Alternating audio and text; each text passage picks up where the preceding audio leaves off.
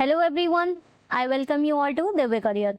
So students, today I will be discussing with the modules A and B important for MCQs of BFM. Okay, so these modules are International Banking and Risk Management.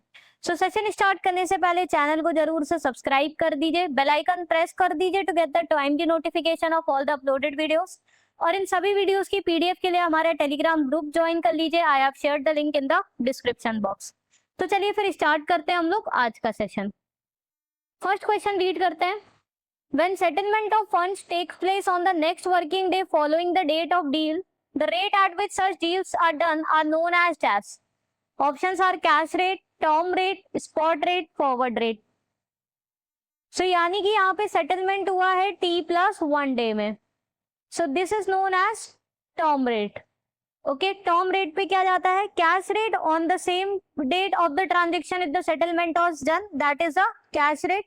Spot rate T+2 और forward rate any rate which is after T+2 days, okay, that is the forward rate.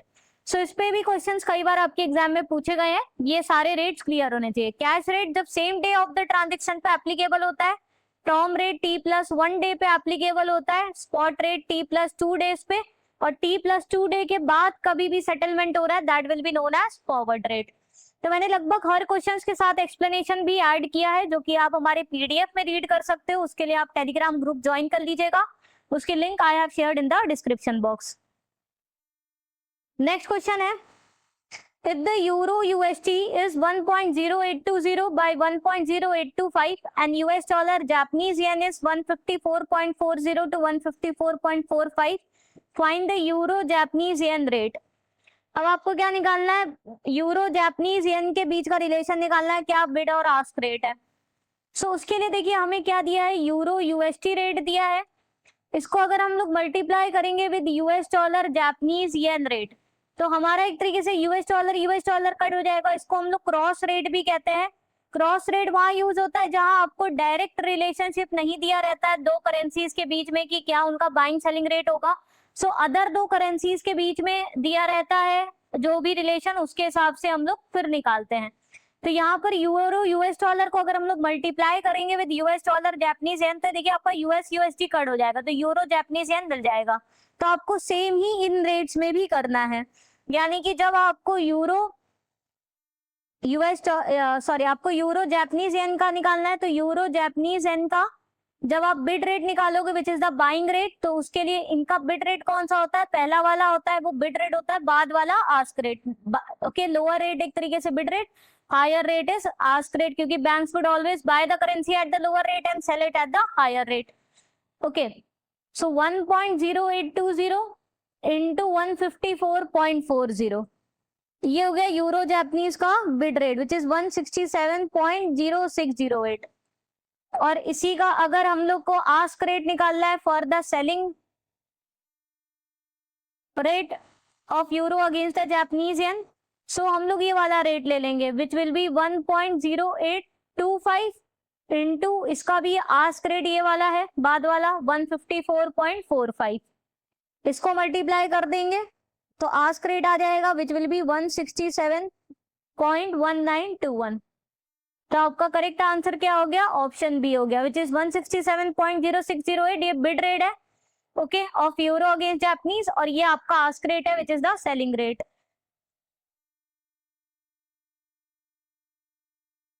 Next question है, which risk arises out of adverse movements in the implied interest rates or actual interest rate differentials? Options are gap risk, currency risk, market risk, liquidity risk. सो जो banks होती है वो different types के risk exposure होता है उसमें. तो अगर adverse movements of interest rates okay या एक्चुअल इंटरेस्ट रेट डिफरेंसेस, उन सब की वजह से जो रिस्क अराइज होती है that is the gap risk which is the interest rate risk. So ये क्यों अराइज होती है? क्योंकि जो हमारे असेट लाइबिलिटीज है उनकी अगर डिफरेंट रीप्राइसिंग रेट्स है तो उसकी वजह से ही मिसमैचेस हो जाते हैं हमारे फ्यूचर डेट में जो असेट्स और लाइबिलिटीज है. क्योंकि देखिए बैंक्स को क्या है, जो बैंक्स के लिए असेट्स कौन से होते हैं? लोन्स एडवांसेस होते हैं जहां पर बैंक्स को इंटरेस्ट मिल रहा होता है, इनफ्लो होता है.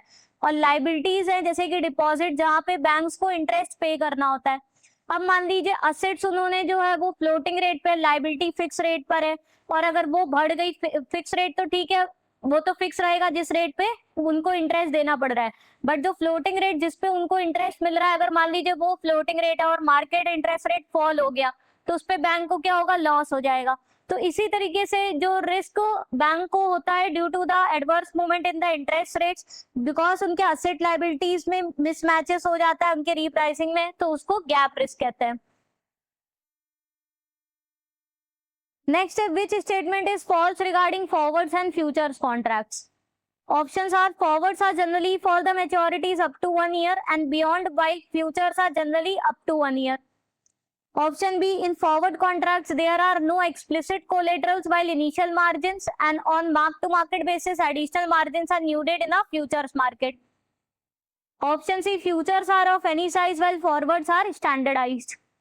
Option D, forward markets are open 24 hours as per the convenience of parties while the future market function during traditional exchange hours.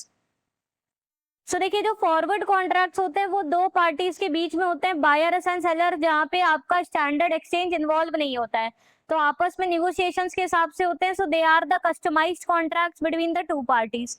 Okay, futures होते हैं, they are exchange traded contract जो कि exchanges पे होते हैं, so they are always standardised products.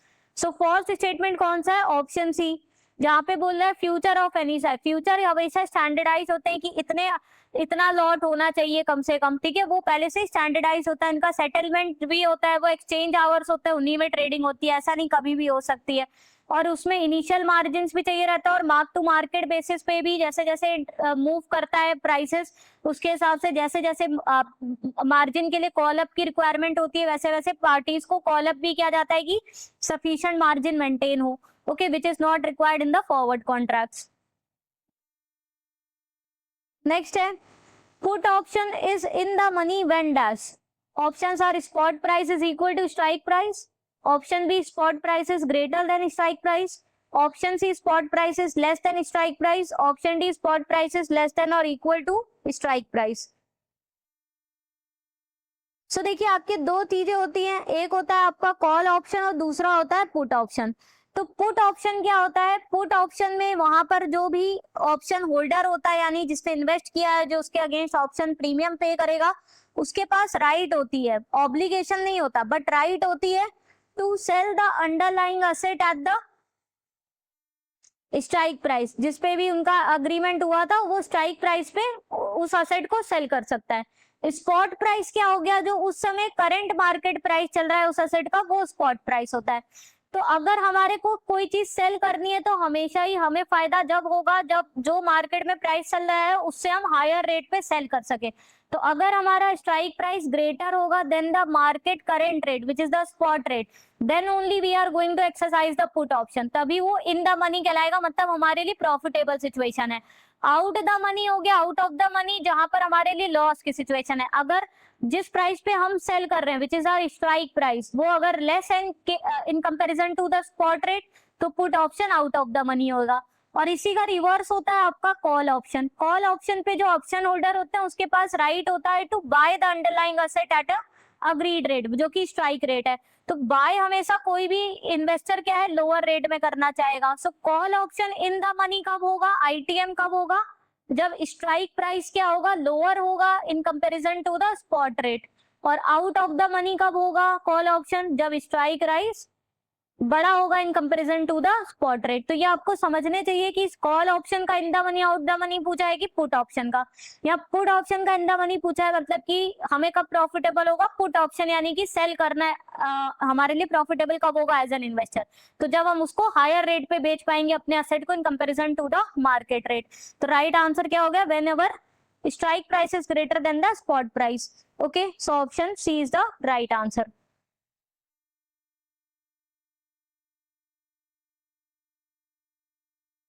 Next है which of the following are the roles of FEDAI.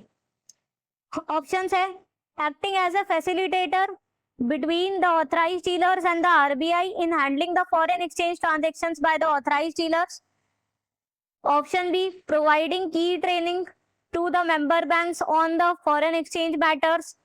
Option C, administration of benchmark rates. Option D, all of India. So FEDAI का पहले तो full form आपको पता होना चाहिए, it stands for foreign exchange dealers association of India.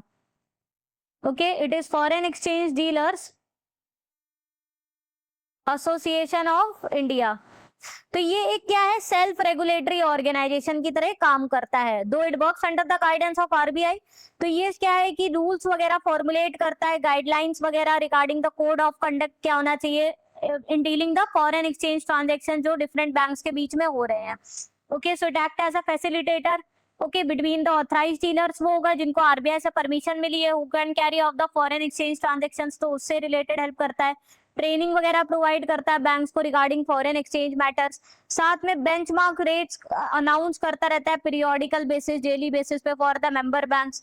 Okay, और साथ में मेंबर बैंक्स के बीच में कोई डिस्प्यूट्स है, डिसएग्रीमेंट्स है, उसके लिए भी वो सेटलमेंट डिस्प्यूट रेजोल्यूशन का काम करता है। So right answer is all of the above. ये सारे ही रोल्स हैं फेडाई के।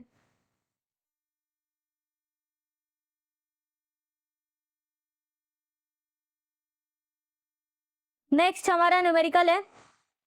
On 10th October 2024, an exporter tenders a 90-day USAN's export bill for $250,000. Bank's parameters are spot rate of USD INR is given as 84.20 to 22, मतलब 84.22 ये bid हो गया, ये आस्क हो गया। फॉरवर्ड प्रीमियम दिया है 3 months फॉरवर्ड प्रीमियम इज 30 पैसा बिड के लिए और सेल के लिए 32 पैसा। Exchange margin given is 0.15% which will be loaded on the forward rate. अब ये दिया रहेगा आपको कि ये मार्जिन आपको फॉरवर्ड रेट पे लगाना है कि स्पॉट रेट पे। अगर स्पॉट रेट पे गिवन है तो आप स्पॉट रेट पे लगाइएगा, फॉरवर्ड रेट पे गिवन है तो प्रीमियम ऐड करके फिर फॉरवर्ड रेट पे लगाइएगा, और डिस्काउंट है तो माइनस करके फिर मार्जिन लगाइएगा। Rate should be rounded to nearest 0.25 paisa. Other charges are post-shipment interest will be charged at 9% per annum. Commission would be charged at 0.06% upfront. You have to calculate the applicable exchange rate and net rupee amount payable. अब देखिए यहाँ पर क्या किया है, export bill tender कर रहा है, मतलब कि यहाँ पर बैंक्स क्या करेगा, एक्सपोर्ट अगर कोई कर रहा है तो मतलब उसको फॉरेन करेंसी मिल रही होगी, मान लीजिए यूएस डॉलर मिल रहा है, तो यहाँ पर बैंक क्या कर रहा है, बाई कर रहेगा, वो क्या करेगा, बाई करेगा यूएस डॉलर। जब भी एक्सपोर्ट बिल को रिटायर करेगा बैंक, तो वहां पर हम लोग क्या करेंगे, बिड रेट्स देखेंगे। और अगर इंपोर्ट बिल को रिटायर करेगा तो मतलब इंपोर्ट अगर किसी भी इंपोर्टर को करना है तो उसको फॉरेन एक्सचेंज की जरूरत होगी, फॉरेन करेंसी, तो बैंक को सेल करना पड़ेगा इंपोर्टर को। तो इंपोर्ट के समय बैंक आस्क रेट देखता है, अभी बैंक क्या देखेगा, बिड रेट देखेगा, क्योंकि यहाँ पर बैंक को क्या करना है, यूएस डॉलर बाई करने एक्सपोर्टर से। बैंक हमेशा ही जब बाई करता है तो लो रेट पे करेगा, बाई लो और सेल हाई। तो देखिए जब भी क्वेश्चन आपका बेस्ड होगा ऑन द एक्सपोर्ट ट्रांजेक्शन, जहां पर बैंक बाई करेगा फॉरेन करेंसी को, तो वहां पर आप याद रखिएगा we have to use the bid rates. वहां पे जो भी मार्जिन, एक्सचेंज मार्जिन दिया रहेगा, क्योंकि बैंक हमेशा कोई भी चीज लो रेट पे खरीदने की कोशिश करेगा, सो जो भी बिड रेट यूज करेगा और वहां पे मार्जिन को माइनस करेगा। साथ में अगर फॉरवर्ड रेट में अगर फॉरवर्ड प्रीमियम है तो वो ऐड हो जाएगा, अगर डिस्काउंट है तो वो माइनस हो जाएगा। ओके, और अगर बैंक इंपोर्ट बिल को करता है, मतलब कि किसी इंपोर्टर के लिए अगर उसको फॉरेन करेंसी को क्या करना पड़ेगा, सेल करना पड़ेगा इंपोर्टर का बिल रियलाइज करने के लिए, इंपोर्ट के समय बैंक आस्क रेट यूज करता है, क्योंकि वहां पर बैंक क्या कर रहा है, फॉरेन करेंसी को सेल करेगा। आस्क रेट हमेशा ही हाई रेट पे सेल करेगा हर चीज। तो यहाँ पर हम लोग जब भी इंपोर्ट बिल का क्वेश्चन होगा, there we will consider the ask rate not the bid rate, और वहां पर हम लोग मार्जिन को क्या करेंगे, ऐड करेंगे, क्योंकि बैंक हमेशा ही हर चीज आस्क में रेट बढ़ाकर करना चाहेगा। और अगर फॉरवर्ड अगर प्रीमियम है तो वो ऐड हो जाएगा, और डिस्काउंट है तो वो माइनस हो जाएगा। तो ये क्या है, छोटे से टिप्स है जो आपको याद रखने हैं जब आपको ये क्वेश्चंस करने हैं। ओके, इंपोर्ट हो रहा है कि एक्सपोर्ट हो रहा है, उसके अकॉर्डिंग आपको प्लस माइनस चीजें करनी रहती है जो आपको ध्यान रखनी है। ओके, तो आगे इस क्वेश्चन को चलिए हम लोग सॉल्व करते हैं। तो देखिए हमारे को पहले स्पॉट रेट देखते हैं क्या दिया है। स्पॉट रेट है हमारा 84.20। यहाँ पर एक्सपोर्ट बिल को रिटायर कर रहा है, टेंडर कर रहा है, मतलब कि वो फॉरेन करेंसी को क्या करेगा, बाई करेगा बैंक, तो बैंक क्या करेगा, बिड रेट यूज करेगा। बिड रेट यानी ये पहला वाला रेट, ओके 84.20। तो स्पॉट रेट हम लोग बिड रेट कंसीडर करेंगे जो कि है 84.20। अब देखिए फॉरवर्ड हमें प्रीमियम दिया है, 3 मंथ्स फॉरवर्ड प्रीमियम 30 पैसा 32 पैसा बिड का कंसीडर किया है। ओके, तो हम लोग ये वाला ऐड कर देंगे। अगर ये डिस्काउंट, अगर ये मान लीजिए हमें कैसे पता चलता है प्रीमियम में कि डिस्काउंट में, वैसे तो ये हमें दिया है आस्क रेट हमेशा अगर बड़ा है तो ये मतलब प्रीमियम है, हम लोग रेट्स को ऐड करते हैं। अगर ये आस्क वाला अमाउंट छोटा होता है तो मतलब ये फॉरवर्ड डिस्काउंट है, तो हम लोग माइनस करते हैं। तो क्योंकि आस्क रेट देखिए बड़ा है, 32 पैसा बड़ा है in comparison to buying rate, तो इसका मतलब ये प्रीमियम रेट्स है। ठीक है, प्रीमियम में हमेशा ऐड करेंगे। तो हम लोग ने बिड रेट क्योंकि कंसिडर किया है बिकॉज हम लोग एक्सपोर्ट की बात कर रहे हैं, क्योंकि यहाँ पर बैंक फॉरेन करेंसी को क्या कर रही है, परचेज कर रही है, तो यहाँ पर बाई करेगी। तो 84.20 बिड रेट, तो इसमें भी ये बिड बाई वाला प्रीमियम ऐड करेंगे। So we will add the premium.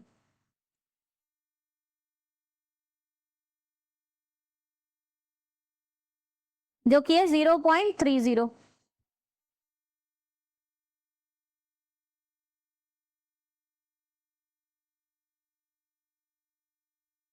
सो ये 84.5 आ गया हमारा। ये हमारा क्या आ गया, फॉरवर्ड रेट आ गया।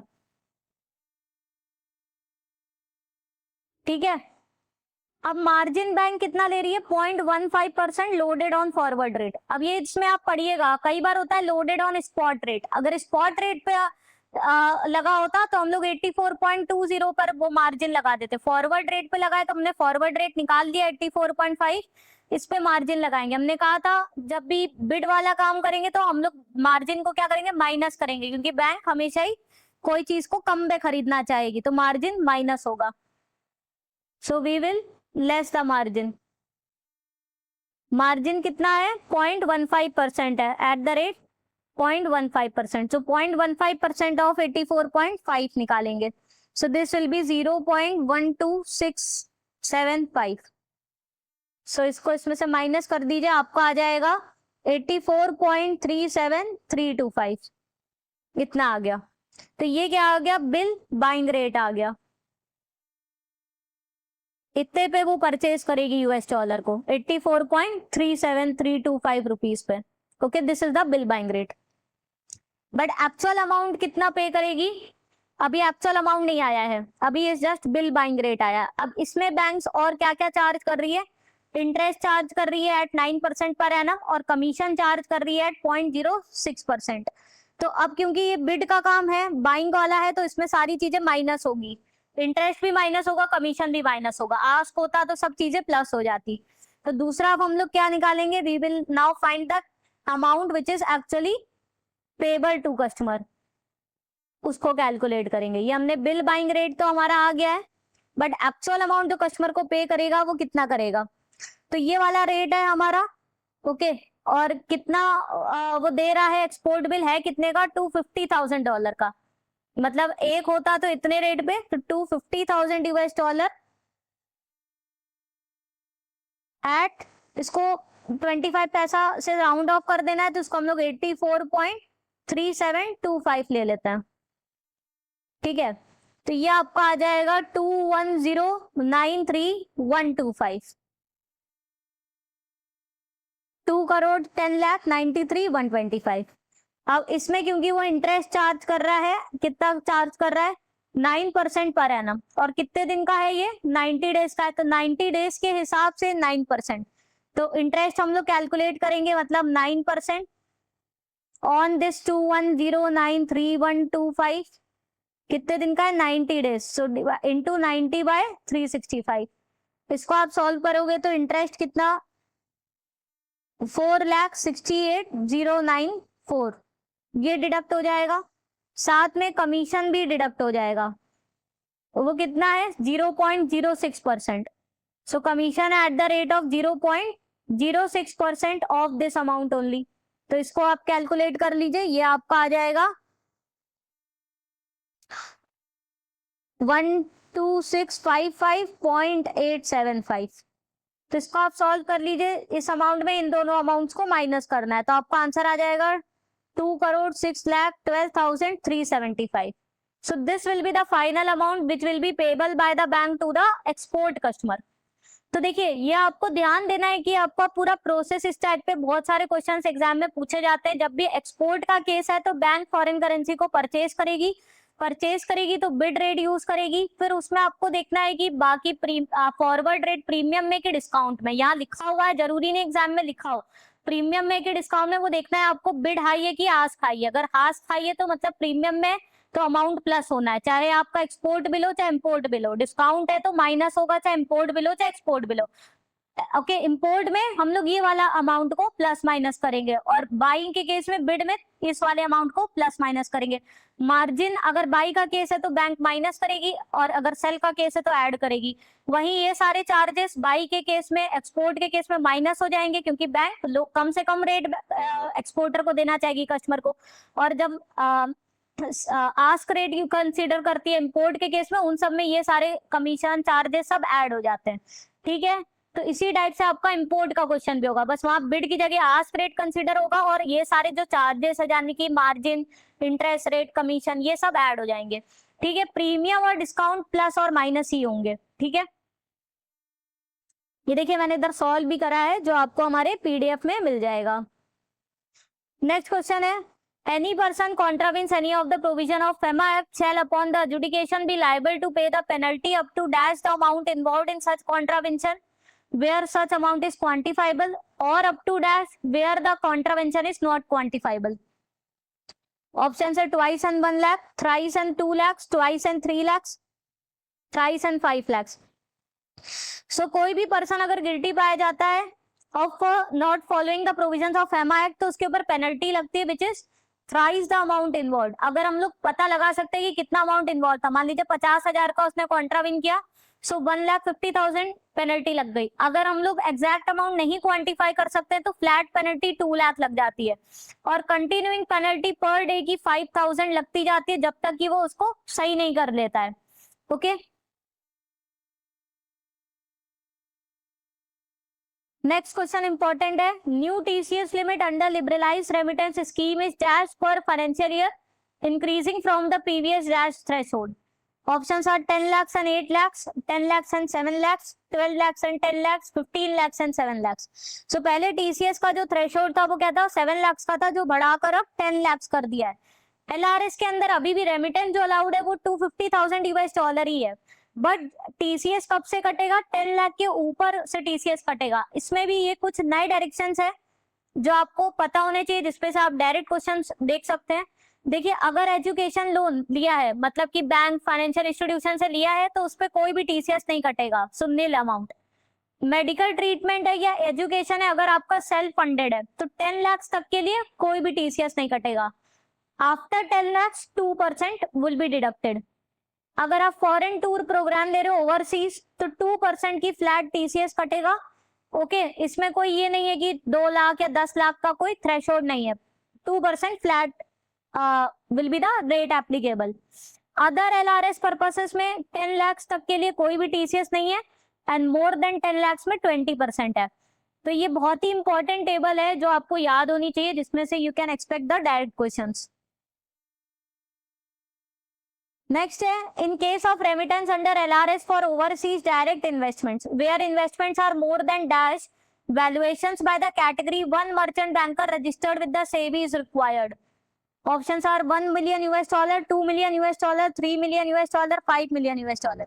तो अगर आप LRS के अंदर रेमिट कर रहे हो for making the investments, okay, जैसे होली ओन सब्सिडरीज है, उन सब में आप बाहर पैसा भेज रहे हैं उसमें इन्वेस्टमेंट करने के लिए, joint venture, Holi own subsidiaries, और अगर आपका इन्वेस्टमेंट अमाउंट मोर देन $5 है तो आपको कैटेगरी 1 मर्चेंट बैंकर के थ्रू वैल्यूएशन करने की जरूरत होगी।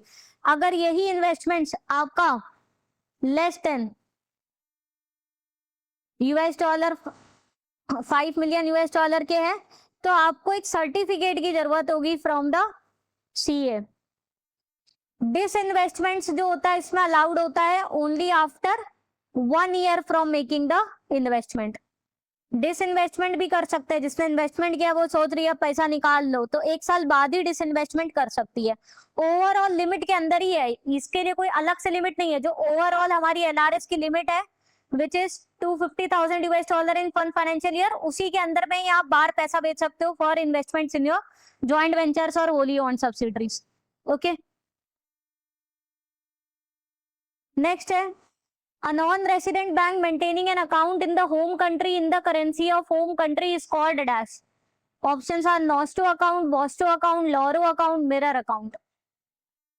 सो राइट आंसर है हमारा वॉस्टो अकाउंट। वॉस्टो अकाउंट मतलब होता है योर अकाउंट विद अस, मतलब कि अगर कोई फॉरेन बैंक है, मान लीजिए सिटी बैंक है, वो एसबीआई में हमारे अकाउंट खोली हुई है, तो डोमेस्टिक बैंक में अकाउंट खोली गई है होम कंट्री में, एंड वो account will be maintained in our Indian rupee only, home currency में, तो वो एसबीआई के लिए वो अकाउंट क्या हुआ, सिटी बैंक का वॉस्टो अकाउंट हुआ। वहीं एसबीआई अगर सिटी बैंक में यूएस डॉलर में अकाउंट खोली गई है, तो वो अकाउंट उसके लिए क्या होगा, नॉस्टो अकाउंट होगा। तो हमारा अकाउंट फॉरेन कंट्री में फॉरेन करेंसी में मेंटेन्ड है, that is a nostro account which is our account with you. और फॉरेन बैंक का अकाउंट हमारी कंट्री में हमारे करेंसी में खुला गया है, तो योर अकाउंट विद अस वो वॉस्टो अकाउंट है। लोरो अकाउंट जहां मान लीजिए सिटी बैंक और स्टेट बैंक दोनों के आपस में कोई रिलेशनशिप नहीं है, बट कुछ उनके बीच में ट्रांजेक्शन होना है, तो बीच में कोई थर्ड बैंक है मान लीजिए, उसका अकाउंट यूज होता है। So their account with them, जब हम लोग थर्ड पार्टी की बात करते हैं, that we refer as a loro account. Okay, और मिरर अकाउंट क्या होता है, ये रिकंसिलिएशन के लिए यूज होता है, which is a shadow of a nostro account only.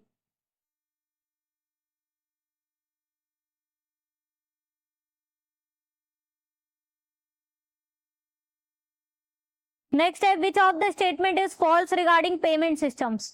Options are CHIPS is a net settlement payment system used by the major bank for the settlement of large part of US dollar payments in USA. Option B, FedWire is a US payment system operated by Federal Reserve Bank working on a net settlement basis.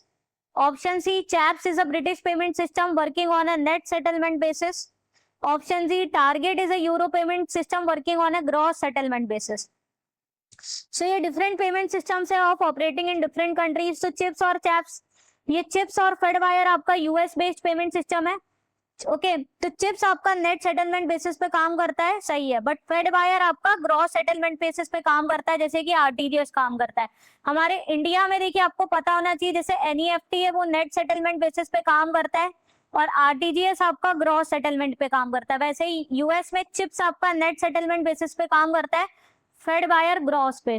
Chaps आपका British payment system है UK का, जो कि net settlement basis पे काम करता है, और टारगेट आपका यूरो का है, which is a trans European automated real time gross settlement system. Okay, वो यूरो सिस्टम है जो कि ग्रॉस सेटलमेंट बेसिस पे काम करता है। सो डिफरेंट कंट्रीज के डिफरेंट पेमेंट सिस्टम्स है। नेक्स्ट है eligible corporate entities can now raise external commercial borrowing under the automatic route up to the higher of dash और dash of their net worth. Option है $750 million और 100% of their net worth, 1 billion और 3% 100% of net worth, whichever is higher. Option C 1.5 billion और 2% 200% of net worth. Option D 2 billion और 300% of net worth. सो देखिए ECB के norms में revision हुआ था आपका, ओके, जहां पर कितना मैक्सिमम रेस कर सकते हैं थ्रू ईसीबी कॉर्पोरेट्स, पहले उसमें लिमिट थी that was $750 million, old limit थी $750 million की, इसको अब रेस कर दिया गया है। अब मैक्सिमम अमाउंट जो कोई कॉर्पोरेट रेस कर सकता है through ECB, that is higher of either $1 billion outstanding और 300% ऑफ देयर नेटवर्थ। दोनों में जो हायर अमाउंट है उतना वो रेस कर सकता है। साथ में इसमें मिनिमम एवरेज मैच्योरिटी पीरियड भी यूनिफॉर्म कर दिया, दैट इज 3 years। पहले डिफरेंट डिफरेंट पर्पसेस के लिए different minimum average maturity period था, जैसे जनरल कॉर्पोरेट पर्पस है उसके लिए अलग था, 10 years का हो गया। आपका कैपिटल एक्सपेंडिचर पर्पस के लिए अलग है, नॉन केपेक्स के लिए अलग। ओके, अब लगभग यूनिफॉर्म हो गया एमएएमपी, that is 3 years। Next, which of the statement is false regarding small exporters policy? Option 8, cover the exporters whose anticipated total export turnover for the period of 12 months ahead is not more than 50 lakhs. Option B, this policy provides against the commercial risk and political risk. Option C, it covers the risk regarding buyer's failure to obtain necessary exchange authorization from the authority in his country. Option D, it does not cover the loss arising due to exchange rate fluctuation. So small exporter policy एक credit risk insurance product है जो कि ECGC provide करती है, जहां पे जो small हमारे इंटरनेशनल ट्रेडर्स हैं उनको प्रोटेक्ट करती है against the commercial risk and political risk. तो स्मॉल एक्सपोर्टर में वो एक्सपोर्टर आ जाते हैं whose turnover does not exceed 50 lakhs। तो ये स्टेटमेंट करेक्ट है। इसमें कमर्शियल रिस्क और पॉलिटिकल रिस्क इसके अगेंस्ट में इंश्योरेंस प्रोटेक्शन मिलता है, that is also correct. But इसका रिस्क नहीं कवर होता है कि एक्सपोर्टर है या कोई जो बायर है, सॉरी इंपोर्टर है, वो अगर नेसेसरी डॉक्यूमेंट्स या ऑथराइजेशन नहीं ला पाया, एनओसीज नहीं ला पाया, वो रिस्क कवर नहीं होता है। साथ में एक्सचेंज रेट फ्लक्चुएशन की वजह से कोई लॉस होता है, that is also not covered. तो ये वाला स्टेटमेंट भी ट्रू है। तो क्या करेक्ट आंसर हो गया? ऑप्शन सी हो गया, which is a false statement, because it does not cover the risk which is arising relating to buyers not being able to obtain the necessary authorization from the authorities. Okay, तो around 90% of the losses जो हो सकते हैं okay regarding the commercial basis, जो कि buyer का insolvency या payment default या political Wars, okay import restrictions, वो सब पॉलिटिकल रिस्क, उन सब से उनको प्रोटेक्शन मिल जाती है। Next, which of the statement is incorrect regarding remittances for foreign travel under FEMA Act? Option A, drawal of exchange for travel to Nepal and Bhutan is prohibited. Option B, payment in rupees for the purchase of foreign exchange may be done in cash if the rupee equivalent is not more than 50,000. Option C, person resident in India can possess or retain the foreign currency note up to $2,000 or its equivalent. Option D, traveler should surrender the unspent foreign exchange within 90 days from the date of return. So FEMA act के अंदर में देखिए पहला statement correct है, नेपाल और भूटान आप travel कर रहे हो उसके लिए फॉरेन एक्सचेंज नहीं यूज कर सकते, तो ये स्टेटमेंट करेक्ट है। आप एक बार में 50,000 से ज्यादा इन कैश पेमेंट नहीं कर सकते हो if you want to purchase the foreign exchange. 50,000 से ऊपर आप कैश ट्रांजेक्शन नहीं कर सकते हो, you can do it using the cheques, NEFT, okay उसके थ्रू कर सकते हो। ये स्टेटमेंट भी करेक्ट है। कोई भी पर्सन $2,000 तक अपने पास रिटेन कर सकता है, उसमें कोई रिस्ट्रिक्शन नहीं है, ये भी करेक्ट है। और जो भी अनस्पेंट फॉरेन करेंसी होती है उसको सरेंडर करना होता है to the authorised dealer within 180 days from the date of return. 90 days नहीं है, 180 डेज का क्राइटेरिया है। सो राइट आंसर हो गया ऑप्शन डी। आप कॉइन्स कितना भी रिटेन कर सकते हो। ओके नेक्स्ट है, which of the statements are true regarding guidelines for setting up of IFSC banking units by the Indian banks? First statement है, parent bank will be required to provide a minimum capital of $10 million or equivalent in the foreign currency to its IBU, जो वो international IFSC जो banking unit setup हो रहा है। The liabilities of IBU are exempt from both the CRR and SLR requirements of RBI. Third है, deposits can be maintained in the current account and saving bank account. Fourth है, eligible banks interested in setting up these banking units are required to obtain prior permission of RBI for opening up IBU. So इनमें आपको बताने कौन से statements correct है। Option A 1 and 2 only, option B 2 and 4 only, option C 1, 3 and 4 only, option D all 1, 2, 3, 4। सो देखिए पहला statement incorrect है। Parent banks को जो मिनिमम कैपिटल जो प्रोवाइड करनी रहती है that is $20 million, not $10 million। ये वाला सही है, जिसमें डिपॉजिट्स आएंगे उसके लिए सीआरआर एसएलआर नॉर्म से वो एग्जेम्प्टेड है। डिपॉजिट्स को हम लोग करंट अकाउंट में मेंटेन कर सकते हैं और टर्म डिपॉजिट्स में कर सकते हैं। Saving accounts are not permitted, cash transactions are also not permitted. और अगर किसी भी बैंक को आईबीयू सेटअप करनी है उसके लिए आरबीआई से परमिशन लेनी पड़ती है। सो ये वाला स्टेटमेंट करेक्ट है। तो हमारा 2 और 4 करेक्ट हो गया। Option B is the right answer. Okay next है, इफ द 81, अब हमारा एक तरीके से मॉड्यूल ए के क्वेश्चंस खत्म हुआ, मॉड्यूल बी के स्टार्ट हो गए। If the 81 days volatility of stock is 18%, what would be its daily volatility? Options are 2%, 2.5%, 5%, 3.5%.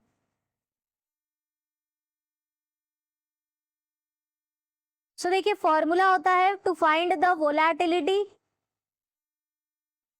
Over a time horizon. Certain time horizon time period के लिए आपको वोलेटिलिटी फाइंड आउट करनी होती है। इसका फॉर्मूला होता है daily volatility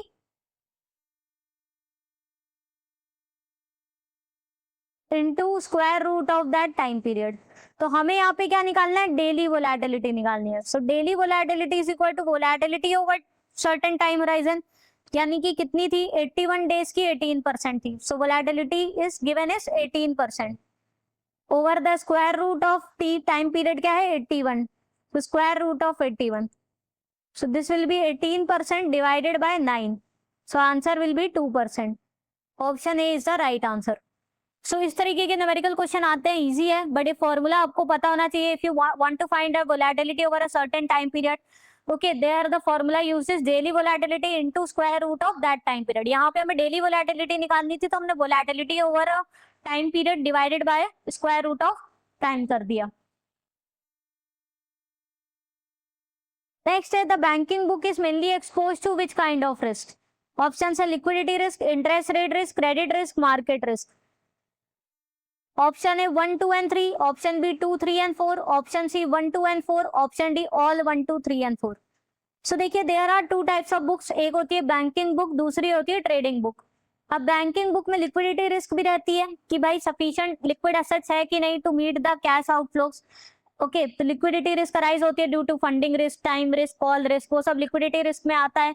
okay, interest rate risk हो सकती है due to adverse movement in the interest rates. Credit risk हो सकती है जिसको लोन दिया है वो अगर डिफॉल्ट कर दे in the repayment. But market risk नहीं होती, क्योंकि यहाँ पर जो असेट्स होते हैं बैंकिंग बुक्स में they are held till maturity. Market risk होती है arise in the trading books, जहाँ पे आप ट्रेड करते रहते हो, तो आपको डेली डेली मार्केट मूवमेंट्स क्या है ऑफ द असेट्स वो आपको ट्रैक करके रखने पड़ते हैं।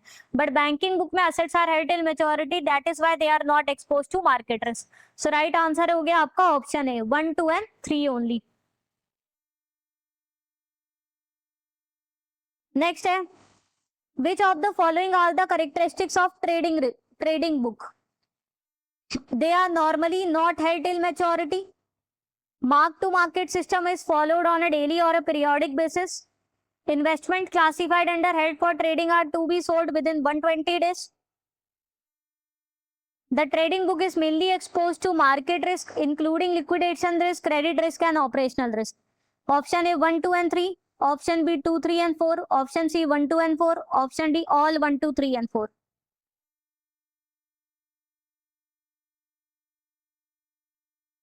सो देखिए, यहाँ पर ट्रेडिंग बुक्स में जो असेट्स होते हैं they are not held till maturity, तो ये स्टेटमेंट करेक्ट है। तो पीरियोडिकल और डेली बेसिस पे mark to market system follow होता है, जैसा जो मार्जिन की रिक्वायरमेंट है वो देखा जाता है।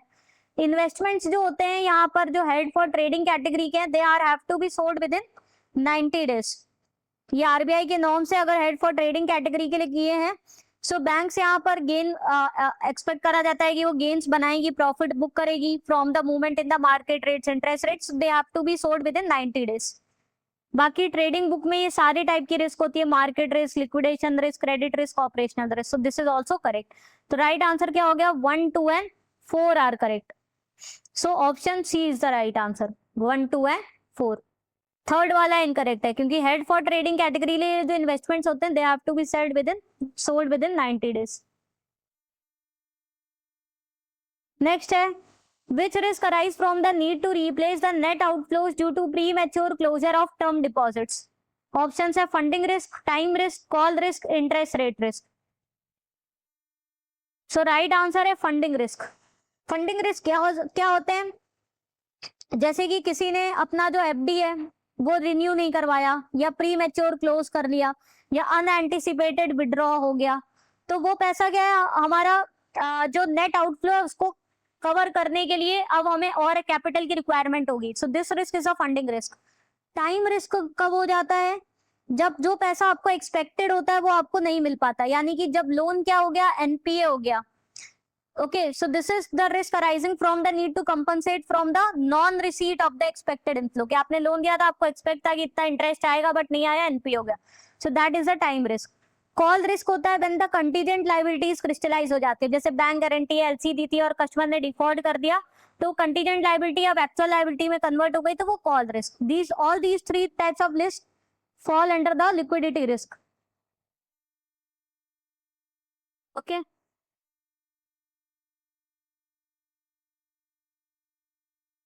नेक्स्ट है, banks in India have to maintain capital conservation buffer level of dash and minimum CRAR level of dash as envisaged in the RBI Basel III guidelines? Option है 2.5% and 9%, option B 2.5% and 11.5%, option C 1.5% and 10.5%, option D 2% and 11.5%. So banks को देखिए, आपको याद रखना है minimum common equity tier 1 कितना maintain करना होता है 5.5%. उसके साथ एडिशनल टीयर 1 कितना मेंटेन करना होता है 1.5%. दोनों मिला के कितना हो गया 7% हो गया जो टीयर 1 हो गया. साथ में टीयर 2 कितना करना पड़ता है 2%. दोनों मिला के हो गया 9%. उसके साथ साथ कैपिटल कंजर्वेशन बफर जो कि CET1 में ही मेंटेन होगा वो और एडिशनल रखना होता है 2.5% का. सो टोटल हो गया 11.5%. सो ये आपको याद होना चाहिए. CET1 5.5% है, additional tier 1 1.5% which make 7%, tier 2 2%, तो दोनों मिला के 9%, capital conservation buffer of 2.5%. So minimum total capital ratio plus capital conservation buffer comes up to 11.5%. So answer क्या हो गया 2.5 and 11.5%. Option B is the right answer.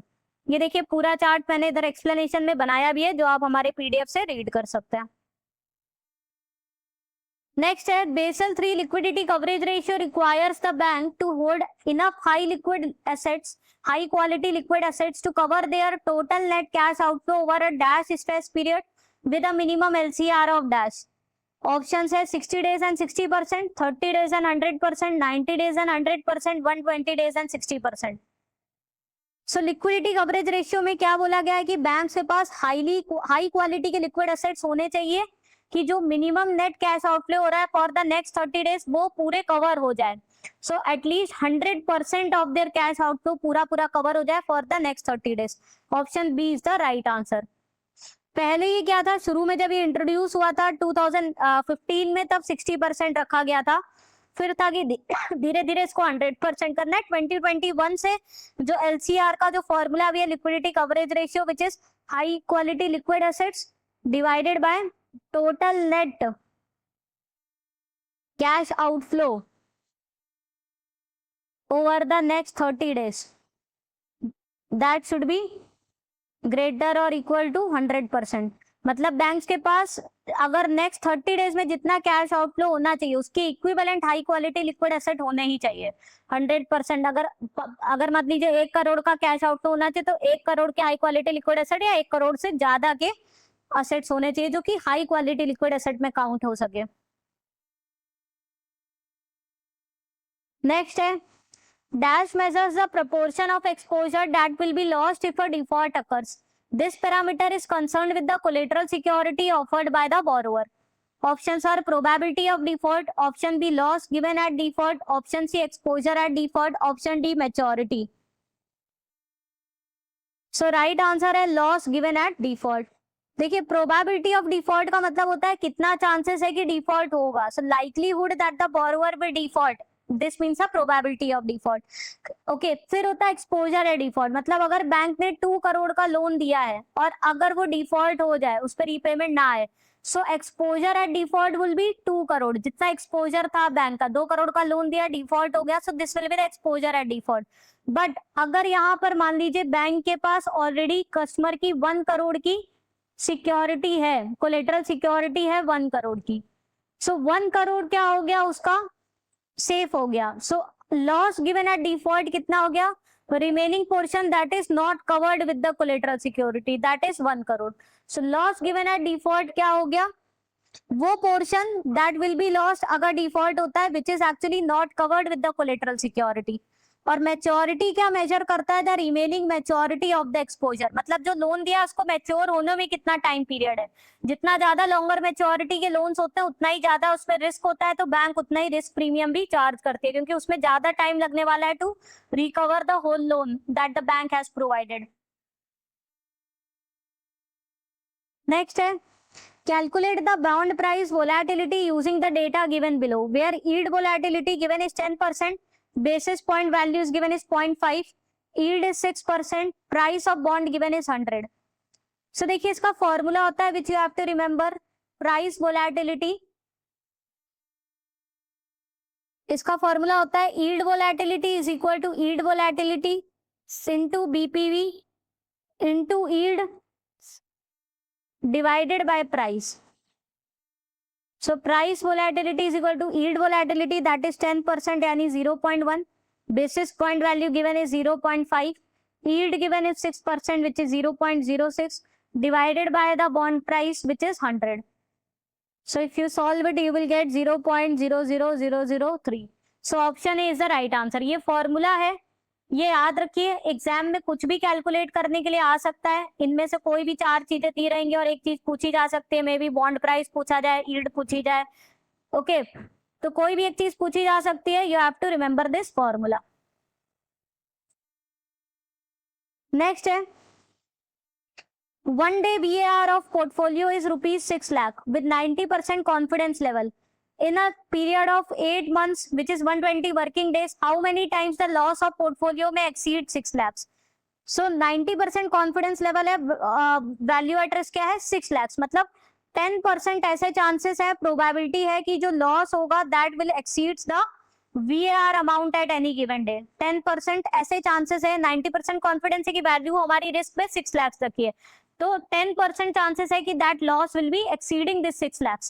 तो कितनी बार ऐसा चांसेस होगा कि 6 लाख से ज्यादा लॉस हो जाए? तो क्योंकि 10% चांसेस है, so our answer would be 10%, that is 0.1 into time period क्या है 120 डेज, सो 12. सो 12 बार ऐसे चांसेस होंगे 120 वर्किंग डेज में that our loss amount will be exceeding our value at risk. अगर ये मान लीजिए 95% कॉन्फिडेंस लेवल दिया रहता है विद द VAR, तो हम लोग 5% के लिए कैलकुलेट कर लेते, that is 0.05 into number of days. Okay, so right answer is option A 12. तो ये कॉन्सेप्ट बेस्ड क्वेश्चन है जो बहुत इजी न्यूमेरिकल्स है, बट अगर कॉन्सेप्ट ही नहीं पता होगे तो you will not be able to attempt this. Okay, वही लिखा है, at 90% confidence VAR there is 10% probability that loss will exceed the VAR amount on any given day.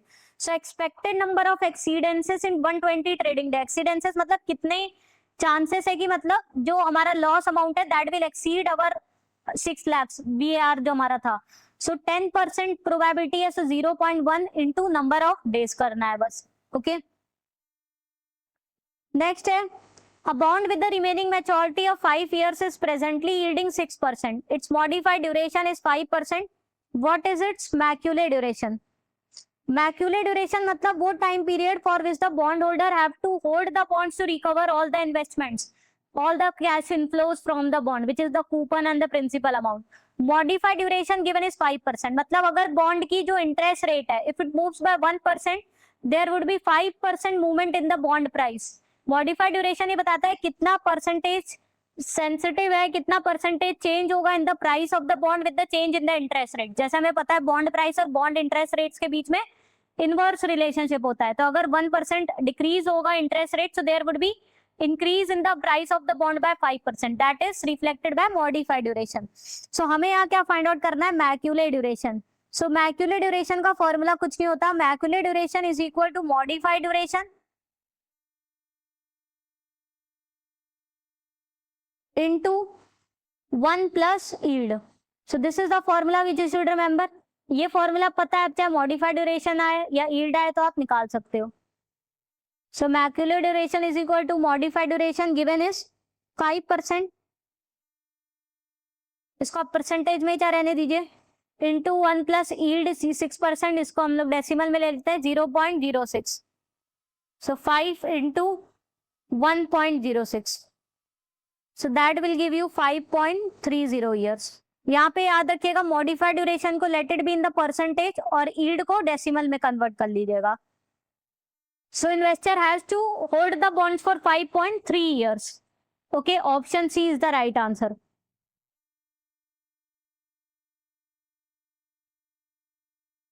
Next, as per RBI norms, in case of residential mortgage-backed securities, minimum retention requirement should be dash of the book value of loans being securitized, irrespective of original maturity.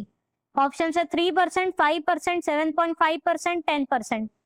सो जो residential backed mortgage back security उनका minimum retention requirement कितना है 5%. सो 5% of the book value of loan जो bank securitisation के लिए देने वाली है उसका कम से कम 5% अपने पास रिटेन करना होता है, जिससे बैंक का भी उसमें क्या हो, स्किन हो।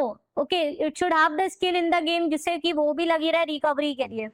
सो इसमें रूल्स है जो आपको पता होने चाहिए। Loans which are having the maturity period of less than और इक्वल टू 24 months, वहां पे जो एमआरआर रिक्वायरमेंट है that is 5% of the book value of loans that bank is सिक्योरिटाइजिंग।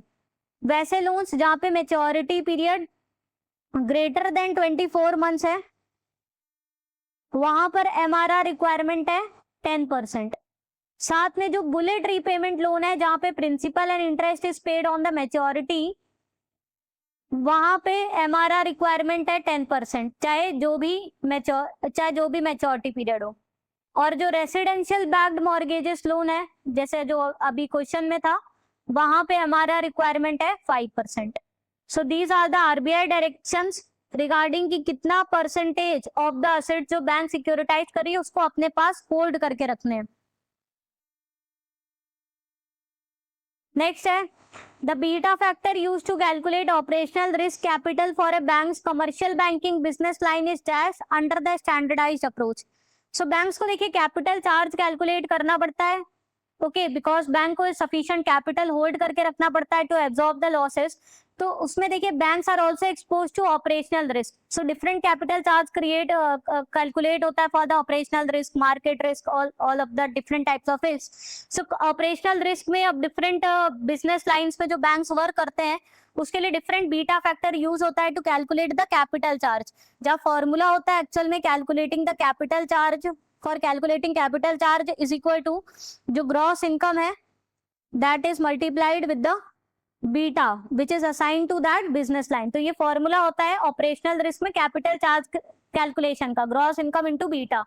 So for the commercial banking business line, इसके लिए अगर beta जो लेंगे कंसीडर करेंगे that we will consider as 15%। Option C is the right answer.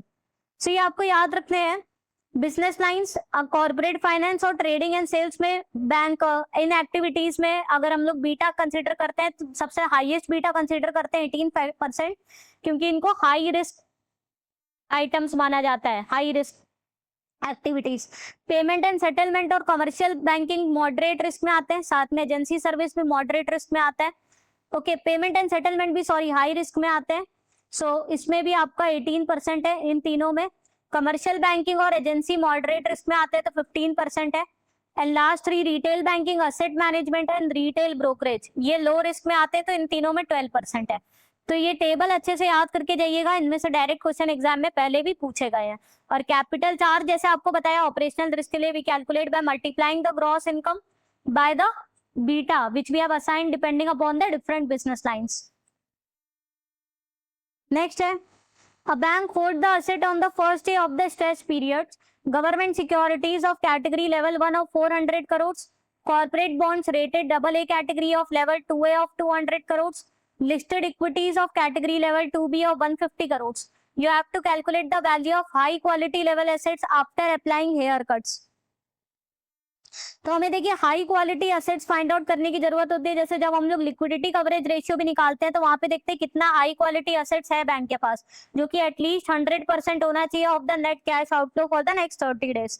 सो यहाँ पे देखिए कुछ ऐसे एसेट्स होते हैं जहाँ पे हम लोग कुछ भी हेयर कट नहीं अज्यूम करते क्योंकि वो काफी रिस्क फ्री आइटम्स कंसिडर करते हैं, और कुछ जो रिस्कियर आइटम होते हैं उनमें हायर हेयर कट कंसिडर किया जाता है। सो देखिए सबसे पहले जो लेवल 1 एसेट्स हैं जिनमें कि एकदम रिस्क फ्री माना जाता है, वहां पर we do not consider any haircut, so nil haircut assume किया जाएगा for the level 1 assets. Level 1 में हमारी गवर्नमेंट सिक्योरिटीज है, तो इनको फुली हम लोग जितने अमाउंट किए उतना हाई क्वालिटी एसेट्स में कंसीडर कर लेंगे, that is of 400 crore. Level 2A के जो एसेट्स होते हैं वहां पे हम लोग 15% हेयर कट अज्यूम करते हैं क्योंकि वो थोड़े तो रिस्की होते हैं। तो यहाँ पे हमारे कॉर्पोरेट बॉन्ड्स दिए हैं जो AA कैटेगरी के हैं, AA कैटेगरी के हैं, जो है 200 करोड़ के। तो वहां पे हम लोग 15% का हेयर कट अज्यूम कर लेंगे, तो that will come out to be 170 crore. Then जो लेवल 2B के असेट्स होते हैं there we consider 50% haircut as per the rules. फिर रूल पता होना चाहिए तो आप क्वेश्चन कर लोगे। लेवल 1 में हम लोग कोई भी हेयर कट नहीं करते, कंसीडर 0%। 2A में 15% कंसीडर करते हैं और 2B में 50%। सो 2B कैटेगरी के इक्विटीज हम लोग को दिए हैं जो कि है 150 करोड़ के, तो इसमें हम लोग 50% माइनस करके इसकी वैल्यू कंसीडर करेंगे। ओके, मतलब 50% ऑफ 150 करोड़ माइनस 150 करोड़ वैसे कर दीजिए, आपका आ जाएगा ये 75 करोड़। सो टोटल हमारे हाई क्वालिटी लेवल के एसेट्स कितने हो गए, इन सबको ऐड कर दीजिए, which is 400 crore plus 170 crore plus 75 crore, which will give you 645 crore. तो टोटल हाई क्वालिटी एसेट 645 हो गए। दो चीजें इसमें हमें और चेक करनी होती है, जो लेवल 2 के एसेट्स है यानी कि level 2A plus level 2B, okay, इनका जो हम लोग टोटल वैल्यू कंसीडर करते हैं after haircut also, that should not be more than 40%, so they should be less than or equal to 40% of total high quality liquid assets।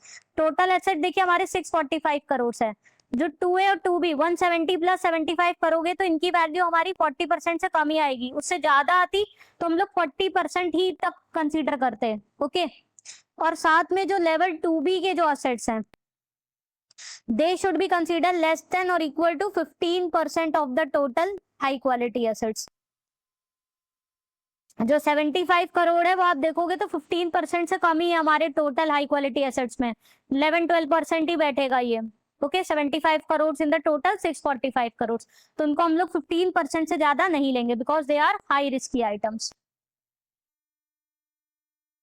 Next है pillar 1 of Basel 2 framework outlines the minimum capital requirement for bank.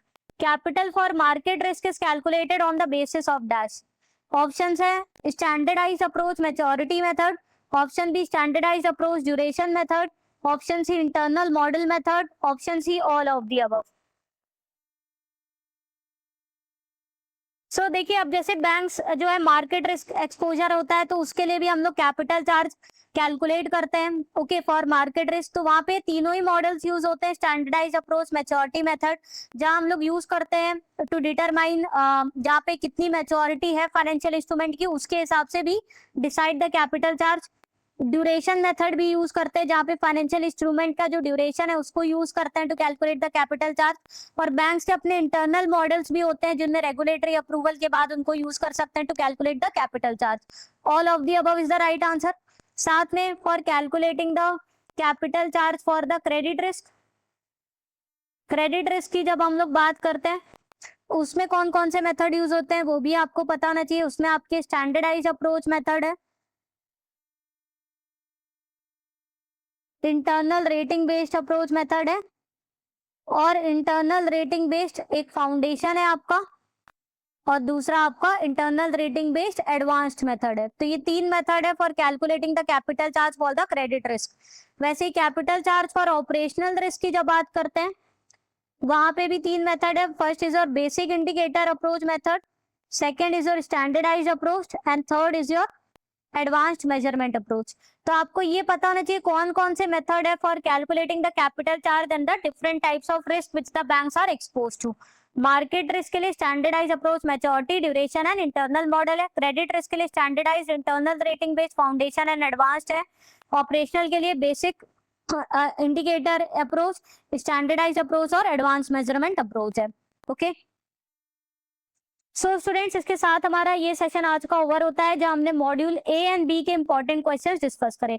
अगर आपको पसंद आया हो जरूर से session को like कर दीजिएगा, चैनल को जरूर से सब्सक्राइब करके बेल आइकन प्रेस कर दीजिए to get the timely notification of all the videos.